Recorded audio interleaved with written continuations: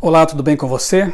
Já estou aqui com a minha Bíblia preferida, minha Bíblia Andrews, para a gente estudar a lição da Escola Sabatina, que mais uma vez nessa semana esteve aqui com um tema fantástico, importantíssimo e que com certeza vai nos ajudar a compreender um pouco melhor a Bíblia Sagrada e o papel dela em meio à cultura, em meio às tradições, na nossa vida prática, no nosso dia a dia. Muito bem, quero também lembrar você de que toda semana meu sobrinho Eliel, lá de Criciúma, Santa Catarina, minha cidade natal, está também fazendo um resumo da lição de adolescentes. Então ele posta no canal dele lá, vou deixar aqui na descrição do vídeo o link para que você possa conhecer o trabalho dele. Toda semana então fazendo o resumo lá da lição dos adolescentes, tá bem? Quero convidá-lo a conhecer esse canal.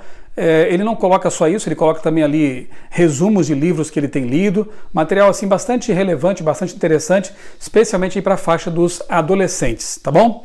Vamos lá então, a Bíblia, a fonte autoritativa de nossa teologia. O que é uma fonte autoritativa? Bom, o nome já diz, né? Ela é a autoridade suprema da nossa teologia cristã adventista. A Bíblia está acima de qualquer livro e é dela que derivam nossas doutrinas, nossas regras de fé e prática. O verso principal da lição dessa semana, Isaías 8, verso 20, é bastante interessante. Se a gente for lá ao verso 19, já começando por lá, nós percebemos ali que há um questionamento, né? Será que o povo deveria consultar os mortos, os necromantes, os feiticeiros, para saber qual é a vontade de Deus? Aí o verso 20 responde: à lei e ao testemunho, se eles não falarem desta maneira, jamais verão a alva. Ou seja, a lei, podemos aqui incluir os 10 mandamentos, podemos colocar aqui a lei de Moisés e o testemunho dos profetas, aquilo que eles escreveram, registraram. Se fôssemos resumir esse verso de uma forma bem sintética, a Bíblia. Se os pretensos profetas, adivinhos, esses que aparentemente querem trazer revelações, não estiverem de acordo com a palavra de Deus, a lei e os profetas, eles aqui é dito que não verão a alva. Se forem enganadores conscientes, inclusive, vão se perder, vão dar contas a Deus, porque ai daquele que ensina a mentira de forma consciente, né? Que se usa da religião ou da boa fé das pessoas para enganar, para conseguir, quem sabe até ganhos impróprios, né? Então, sempre lembre-se desse texto. O verso principal aqui ele é chave. Como saber se uma ideia é bíblica, corresponde à verdade bíblica? Como saber se uma profecia realmente é bíblica, vem de Deus? Como saber se alguém que falou alguma revelação aí, isso vem de Deus? À lei e ao testemunho. Quer um exemplo? Se aparecer alguém dizendo que teve uma revelação em que ele viu pessoas no inferno e pessoas lá no céu, na glória, o que você vai pensar disso? É simples. O que a Bíblia ensina sobre isso? A Bíblia não ensina que há um inferno nesse momento queimando pessoas que vão ficar ali eternamente sofrendo horrores nas chamas do inferno. A Bíblia não fala disso. Nem fala também que as pessoas quando morrem vão para o céu e já desfrutam da eternidade. Não é assim que está escrito. A Bíblia diz que os mortos estão dormindo e não têm participação no mundo dos vivos. Não há dor, nem sofrimento, nem clamor. E que quando Jesus voltar, os mortos que creram em sua promessa de redenção vão ressuscitar e os ímpios serão destruídos, aí sim no lago de fogo, onde também queimará e será destruído o inferno, cuja tradução na Bíblia tem que ver com sepultura, depois do milênio, após os 1000 anos, depois da volta de Jesus. Então o ensinamento bíblico é muito claro. Então se alguém vier ensinando algo diferente, eu não vou acreditar. Outra ideia que circula por aí cada vez que vemos catástrofes e sinais que aparentemente apontam para a volta de Jesus. A igreja será arrebatada de maneira secreta antes da tribulação final e da volta de Cristo. O que ensina a Bíblia? Vá a 1 Tessalonicenses capítulo 4, leia ali os versos 13 a 17 e você perceberá que o arrebatamento, além de não ser secreto, vai acontecer na volta de Jesus, não antes. Então, nós temos que sempre usar a Bíblia como nossa regra de fé e prática, a régua com a qual nós podemos medir as outras supostas revelações. Sempre a Bíblia. Toda vez que alguém vier com uma falsa profecia, como por exemplo, se alguém disser para você, olha, esses eventos me mostram que Jesus voltará em 2022. O que Jesus disse sobre isso? Ninguém sabe o dia e a hora. Ele virá como ladrão, de surpresa. Então, se alguém marcar datas para a volta de Jesus, já saiba que essa pessoa não está falando de acordo com a palavra de Deus. Então, descarte. Não dê ouvidos a esse tipo de coisa. Você vê como é importante conhecer a Bíblia Sagrada? Você vê como é importante lê-la todos os dias para se familiarizar com a sua mensagem? Assim, nós estamos garantidos, temos a garantia de que não seremos enganados por pessoas bem intencionadas ou mal intencionadas, não importa. A mentira é a mentira. Então, leia a Bíblia, estude a Bíblia. Bem, nessa semana estudamos sobre tradição, experiência, cultura, razão e como a Bíblia nos ajuda a trafegar em meio a essas realidades humanas. Diz aqui a introdução da lição o seguinte, que essas fontes, tradição, experiência, cultura, razão, desempenham uma função significativa em todas as teologias e igrejas. Todos fazemos parte de diversas tradições e culturas que nos influenciam. Todos temos experiências que moldam nosso pensamento e influenciam nossa compreensão.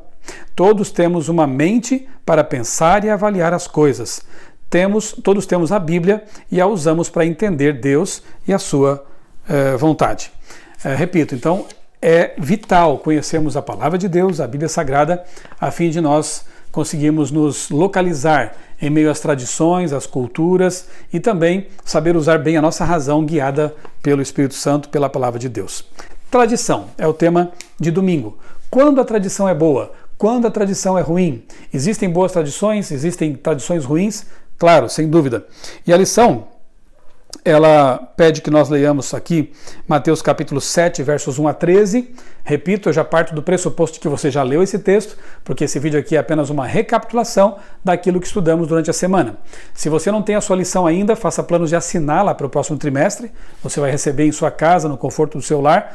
E se você, por algum motivo, ficou sem a lição impressa, a Casa Publicadora Brasileira toda semana está disponibilizando gratuitamente em seu site, cpb.com.br, a lição para aquela semana, apenas para aquela semana. Então toda semana você pode ter acesso a esse conteúdo aqui. Muito bem? Marcos 7, 1 a 13 é aquele texto que muitas pessoas usam até de forma imprópria para dizer que podemos comer de tudo. Carne de porco, carne de frutos do mar, morcego, né? Se morassem na China diriam isso, né? Mas enfim, aquele texto ali fala de uma ocasião em que os discípulos não deram importância para uma tradição daqueles líderes judaicos de lavar as mãos muitas vezes, cerimonialmente, para poder se alimentar depois.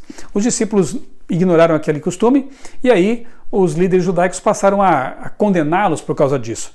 E Jesus, então, chama a atenção deles para o fato de que eles se apegavam mais às tradições, às vezes, do que necessariamente aquilo que é mais importante. E há um verso nesse capítulo aqui, não está aqui na lição mencionado, mas eu vou citar porque eu acho que vale a pena, é justamente aquele texto que diz assim, não é o que entra pela boca do homem que contamina, mas sim aquilo que sai.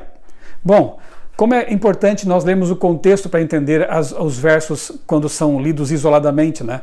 Se você começa a ler aqui no verso 1 do capítulo 7, você percebe que o assunto não tinha nada a ver com a alimentação. Era aquela lavagem de mão cerimonial, né, que eles praticavam. Se fosse assim, nós poderíamos comer ratos, morcegos, tomar veneno, não é verdade? Fumar, porque o que entra pela boca não contamina o homem. Veja como não tem sentido aplicar esse texto a dieta, a alimentação, a questões nutricionais, né? Jesus estava tratando aqui de verdades espirituais, que na verdade era muito mais repugnante aquilo que os líderes judaicos, os fariseus estavam dizendo, condenando, criticando, do que necessariamente o que se comia, ainda que fosse talvez um pouco contaminado porque não lavaram as mãos devidamente. Então, é muito pior aquilo que sai da boca, muitas vezes, do que aquilo que entra, né? Só que, repito, esse verso não tem nada a ver com qualquer tipo de contradição, por exemplo, das leis dietéticas Levítico 11. O porco continua sendo porco imundo. Camarão, lagosta e frutos do mar continuam sendo imundos. Morcego e outras coisas mais também continuam sendo imundos. Então, cuide, siga as regras dietéticas bíblicas que você vai ser mais saudável com certeza. Muito bem? Outra questão que podemos abordar aqui é com respeito às inúmeras regras que os fariseus tinham colocado em volta do sábado, por exemplo, do mandamento do sábado. Há pessoas que confundem. Por exemplo, quando Jesus cura no sábado, acham que ele estava quebrando o sábado, o mandamento. Mas eu pergunto, onde está escrito na Bíblia que é pecado fazer bem aos sábados, ainda mais de graça? Jesus não cobrava pelos milagres que fazia. Jesus estava libertando pessoas do sofrimento. E isso está plenamente de acordo com o espírito do sábado. Não é pecado fazer o bem de forma voluntária no sábado. E Jesus fazia isso e era mal interpretado. Jesus certa ocasião foi visto com seus discípulos passando por um campo, colhendo espigas ali e comendo. Aí, novamente, líderes que se prendiam a regras humanas disseram: vocês não podem fazer isso aos sábados. Mas, primeiramente, é bom citar duas coisas. Não era errado colher, porque na lei judaica era permitido matar a fome, não carregar isso num balaio, né, numa mochila, mas comer o suficiente para matar a fome não era errado, não era um roubo. E segundo, não há nenhum texto que diga que matar a fome no sábado seja pecado também. Então veja, Jesus ensinou a forma certa de guardar o sábado, segundo a lei de Deus, segundo a Bíblia Sagrada, e não segundo as inúmeras tradições dos judeus que acabavam tornando o sábado um fardo, uma coisa muito complicada de se guardar. É bom entender isso, porque aqui vemos um caso bem claro de tradição versus revelação bíblica. E quando isso acontece, obviamente, nós temos que ficar com a Bíblia Sagrada. Eu quero ler aqui um trechinho bem no final da lição de domingo, que diz assim: a Bíblia possui uma função singular que suplanta todas as tradições humanas. Ela está acima de toda a tradição, mesmo das boas tradições. Então, essas tradições têm que ser testadas pela Bíblia Sagrada. Se for uma boa tradição, que nos ajuda a ter uma melhor convivência com as pessoas, nos aproximar de Deus, que nos ajuda a crescer como seres humanos, não há problema. Mas se for uma tradição que está nos atrapalhando em nosso crescimento, em nossa relação com Deus, se é uma tradição que, principalmente, está em desacordo com a palavra de Deus, essa tradição tem que ser deixada de lado, porque não tem sentido nenhum mantê-la. Segunda-feira, a experiência. Claro que a experiência é muito importante. Não basta nós conhecermos coisas cognitivamente falando a respeito de Deus, não basta nós apenas lermos sobre Deus, nós precisamos ter uma experiência. E os seres humanos foram criados realmente com órgãos de percepção, órgãos sensoriais, para desfrutar do ambiente que nos rodeia, para ter experiências olfativas, de tato, visuais, enfim. Deus encheu o mundo de beleza para que nós possamos desfrutar experimentalmente dessas coisas. Então a experiência, sim, é importante, mas mais uma vez é importante também dizer que a experiência não é tudo, que a experiência também pode nos pregar peças e que, portanto, a nossa experiência deve ser balizada, orientada pela Bíblia Sagrada, a Palavra de Deus. Diz aqui a lição seguinte, que é o desejo de Deus que experimentemos as belezas dos relacionamentos, da arte, da música, das maravilhas da criação, bem como a alegria de sua salvação e o poder das promessas de sua palavra.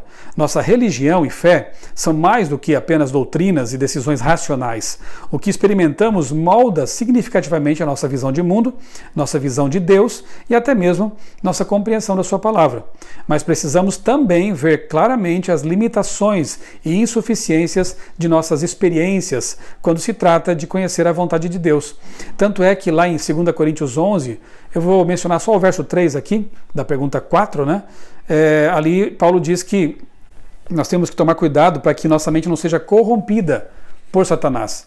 Então, no mundo de pecado, com as nossas percepções alteradas por causa do pecado, a experiência pode ser, às vezes, um tanto arriscada, um tanto perigosa, né, para a nossa experiência, para a nossa vida espiritual. Eu gosto muito de um texto que não foi citado aqui na lição, mas eu acho bastante relevante, que é Romanos capítulo 12, verso 2. Depois eu quero voltar a esse texto com uma explicação aqui mais teológica. Mas ele diz assim que nós não podemos permitir que a nossa mente seja moldada, seja formatada, amoldada pelos padrões de pensamento deste mundo, mas temos que renovar nosso entendimento constantemente pelo contato com Deus, com a palavra de Deus. Então essa renovação mental é importante para que nós possamos ter uma experiência genuína, transformadora e, mais importante do que isso, alinhada com a palavra de Deus. Biblicamente, a experiência precisa ter a sua esfera apropriada. Deve ser influenciada, moldada e interpretada pelas Escrituras. Às vezes, desejamos experimentar algo que não está em harmonia com a Bíblia, com a palavra de Deus e a vontade de Deus. Nessas ocasiões, precisamos confiar na Bíblia, acima de nossa experiência e de nossos desejos. Devemos estar atentos para assegurar que as experiências estejam em harmonia com a Escritura e não contradigam o claro ensino da Bíblia. Pode acontecer, talvez, especialmente os jovens, de querer experimentar coisas, situações, ambientes, sensações. Mas e se isso estiver em desacordo com a Bíblia, que é o nosso guia seguro? Então, mais uma vez eu digo, é importante conhecer a Bíblia para que nós sequer queiramos experimentar coisas que vão de encontro à Bíblia, que são condenadas pela Bíblia, porque senão essa experiência com certeza será negativa. A lição de terça-feira fala sobre a cultura e nos lembra aqui de início que Israel constantemente era corrompido, né, pela cultura que o circundava ali. Muitas vezes nós vemos que o povo de Israel era levado pelo paganismo, pela idolatria, pela cultura reinante ali dos povos em redor. A pergunta que podemos fazer inicialmente também é: a cultura, ela sempre é ruim? A cultura pode ser boa também? Claro, isso depende, né? Veja, essa é uma razão pela qual a Bíblia ultrapassa qualquer cultura humana e até é capaz de transformar e corrigir elementos pecaminosos que encontramos em todas as culturas. E o texto que a lição nos convida a ler nesse dia, eu até quero ler com você também, é 1 João capítulo 2, versos 15 a 17. 1 João capítulo 2, se você tem aí a sua Bíblia, eu quero convidá-lo a ler comigo. Texto muito interessante, para que nós possamos entender realmente o papel da cultura em nossa relação com Deus e na relação dela com a Bíblia Sagrada. 1 João capítulo 2, 15 a 17, diz assim: Não ameis o mundo nem as coisas que há no mundo. Se alguém amar o mundo, o amor do Pai não está nele. Porque tudo o que há no mundo, a concupiscência da carne, a concupiscência dos olhos e a soberba da vida, não procede do Pai, mas procede do mundo. Ora, o mundo passa, bem como a sua concupiscência. Aquele, porém, que faz a vontade de Deus permanece eternamente.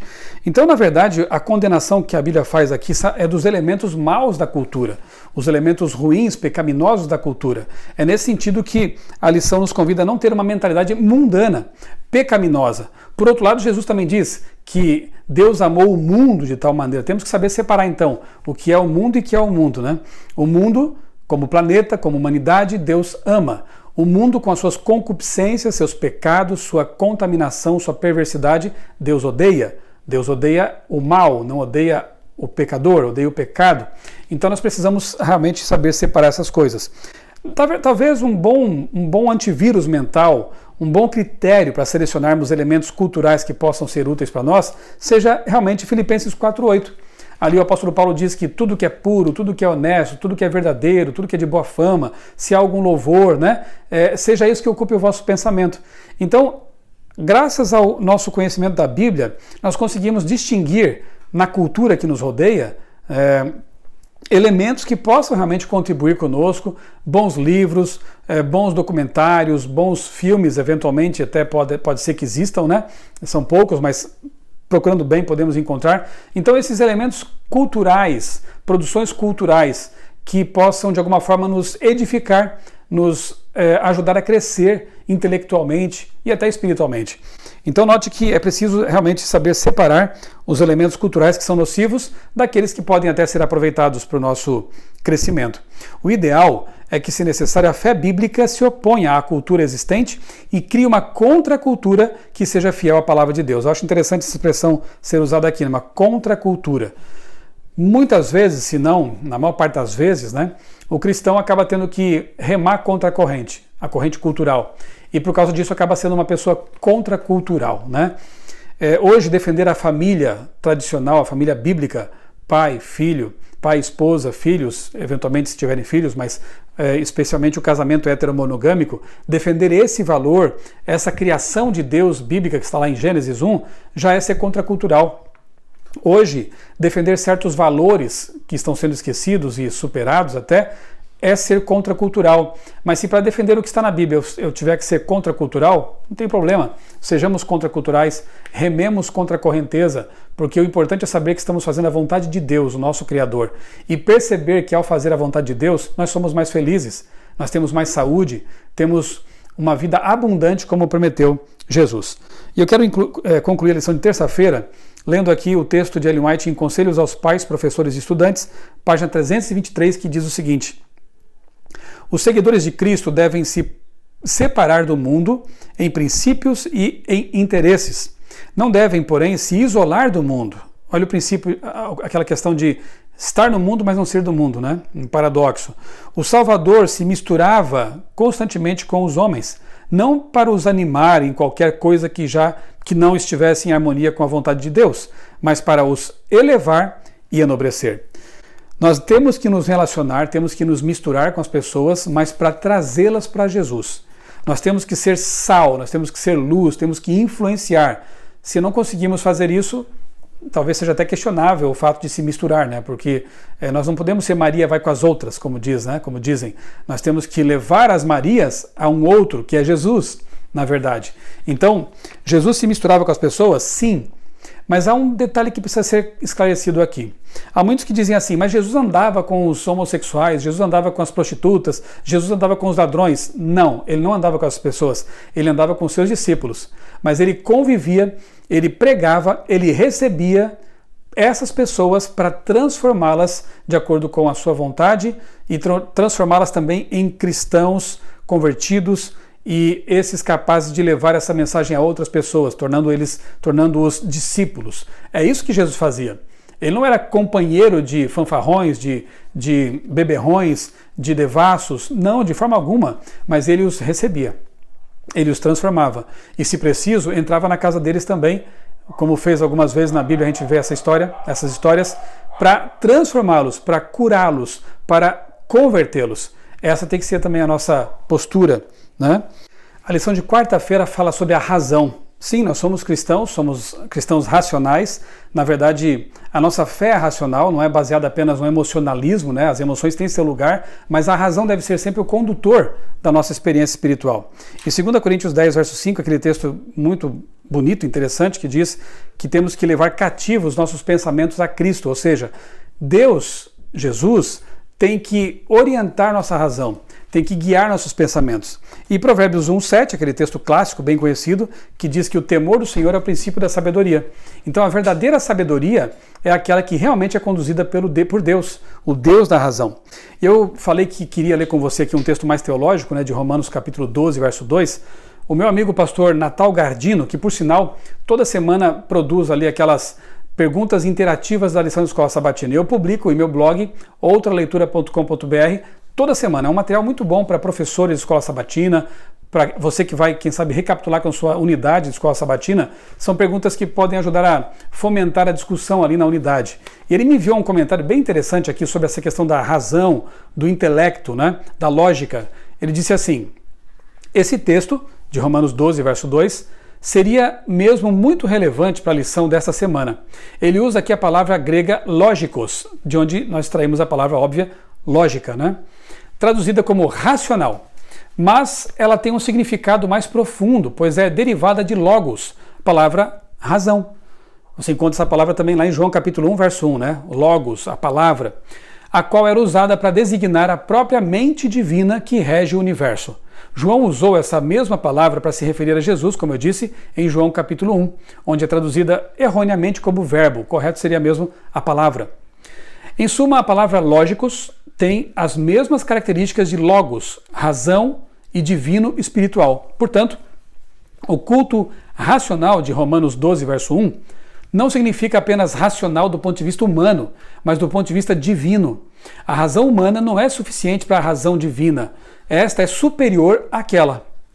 Para concluir, essa palavra, lógicos, só é usada aqui em Romanos 12:1 e em 1 Pedro 2, verso 2.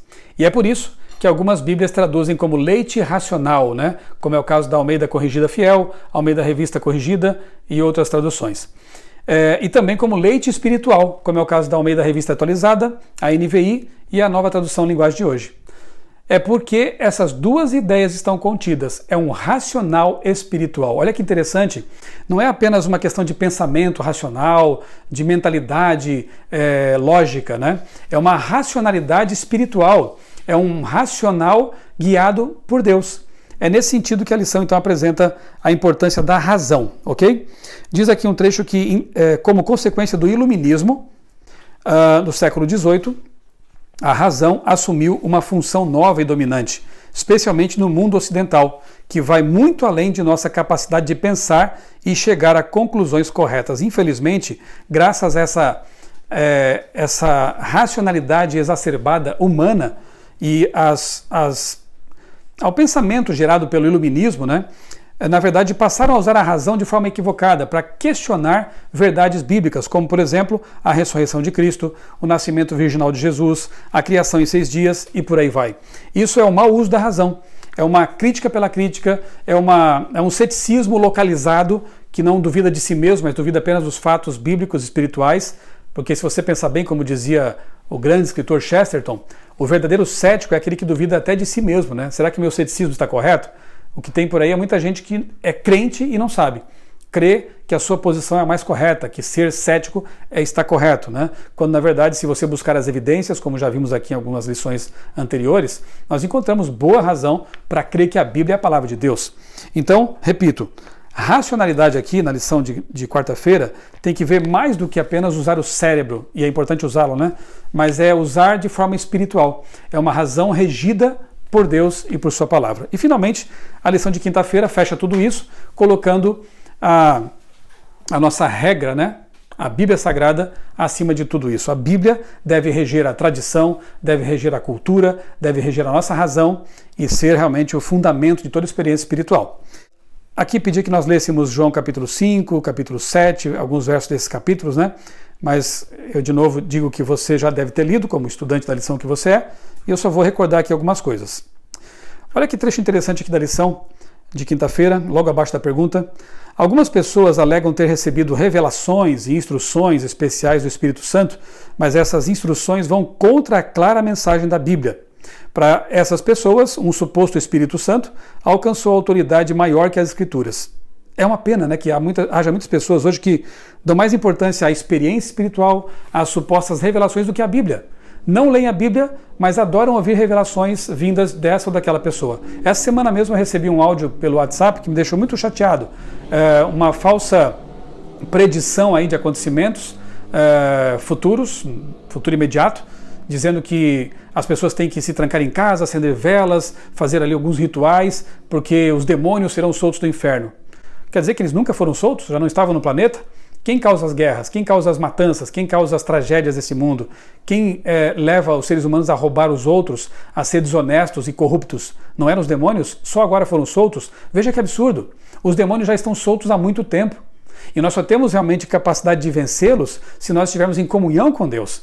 Não precisa acender vela, não precisa fazer mandinga, simpatia, não tem nada a ver com isso, a Bíblia não fala nada disso. Nós temos é que andar com Cristo, nós temos que nos revestir da armadura de Cristo, né? Que é Ele mesmo, e empunhar a palavra, que é a espada, que pode nos ajudar a derrotar as forças do mal. E isso é muito lamentável, pessoas que não leem a Bíblia, mas aceitam um áudio com mensagens absurdas como essas, acabam se perdendo por aí pelos caminhos, né? Então veja, quem anula a palavra escrita e inspirada e se esquiva de sua mensagem clara está andando em terreno perigoso e não está seguindo a direção do Espírito de Deus. A Bíblia é nossa única salvaguarda espiritual. Somente ela é a norma confiável para toda matéria de fé e prática.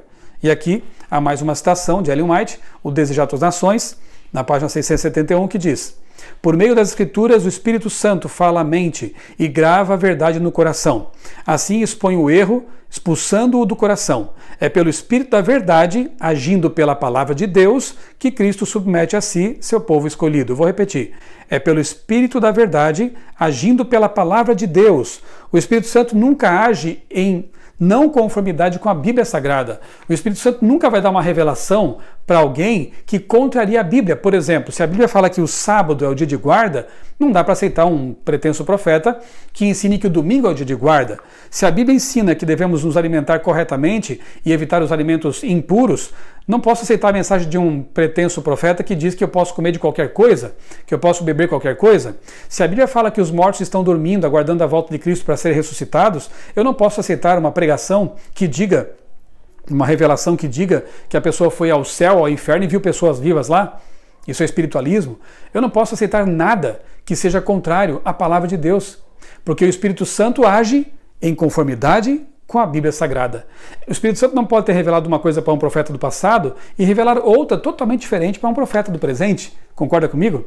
O Espírito Santo não se contradiz. Então, a Bíblia tem que ser nossa regra de fé, prática, crença, o balizador, aquela que nos ajuda a transitar no meio da cultura, das tradições e que nos ajuda realmente a ter um norte correto, um rumo correto com as suas verdades e princípios.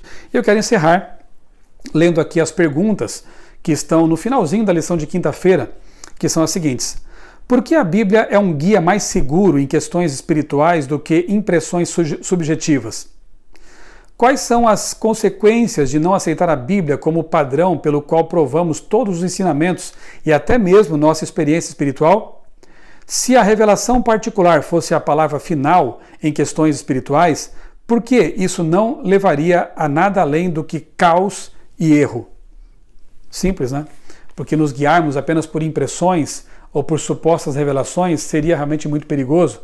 Existem revelações que se contradizem totalmente, mostrando que a fonte realmente não vem de Deus. Então, a Bíblia é o nosso guia seguro, ela é a lâmpada para os nossos pés e devemos confiar nela como revelador, como guia em termos de teologia, de doutrinas, de conduta e tudo mais. Faça da Bíblia a sua bússola, o seu guia, e com certeza você vai ter uma vida melhor, uma vida segura, uma vida em abundância, como prometeu Jesus. Que Deus abençoe grandemente a sua vida, a da sua família, e que você se dedique cada vez mais a conhecer a Bíblia Sagrada, para estar seguro enquanto aguardamos a volta de Jesus. Um grande abraço para você.